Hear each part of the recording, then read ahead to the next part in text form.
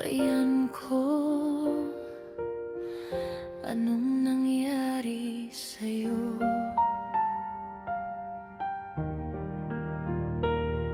Sa bawat kanto may pangakong napapako. Ngiting matamis pero likod ay nagtatago.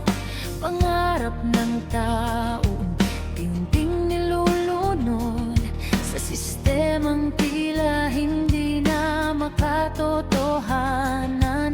Mga kamay na dapat naglilingkod ngayon ay numero ng yaman ang sinusunod, habang ang karaniwang Pilipino'y pagod sa buhay na laging kapos at kulang ang sagot. Nasaan ang hustisya sa gitna ng ingay?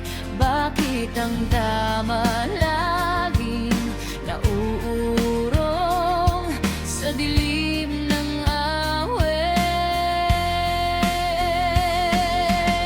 Sobrang dumi ng sistema, kailan lilinis ang bayan? Mga pangakong napako, hangin lang ang laman.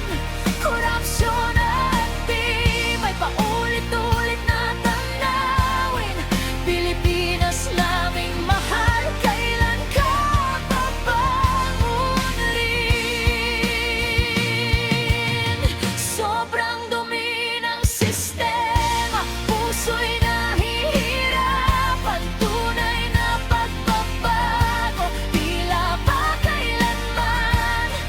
Kung ang lahat ay bulag sa katotohanan, sino bang asa para sa kinabukasan?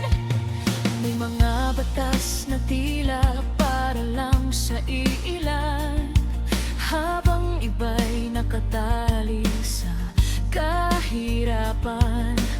Boses ng masa unti-unting nawawala sa gitna ng ingay ng mga salita nila. Pangarap ng kabataan unti-unting kumukupas sa sistemang paulit-ulit at hirap ang wagas. Ngunit sa loob ng dibdib may natitirang liwanag na kahit gaano kadilim, pag-asa'y hindi mapapatid. Nasaan ang pagbabago na matagal nang hinahanap? Bakit ang katotohanan laging tinatakpan ng ulap?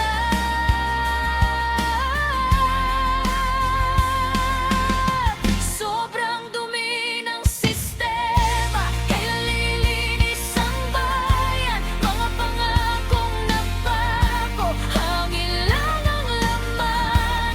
Korupsyon ay maminyag, paulit-ulit na tanawin. Pilipinas naming mahal, kailan ka babangon rin?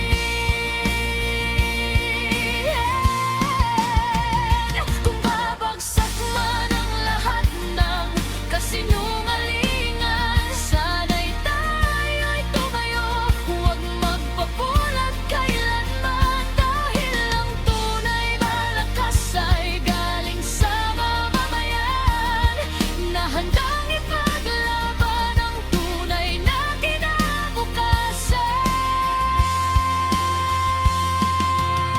Sobrang dumi ng sistema, pero may pag-asa pa rin. Kung ang bayan ay magising, lahat ay kayang baguhin. Korupsyon ay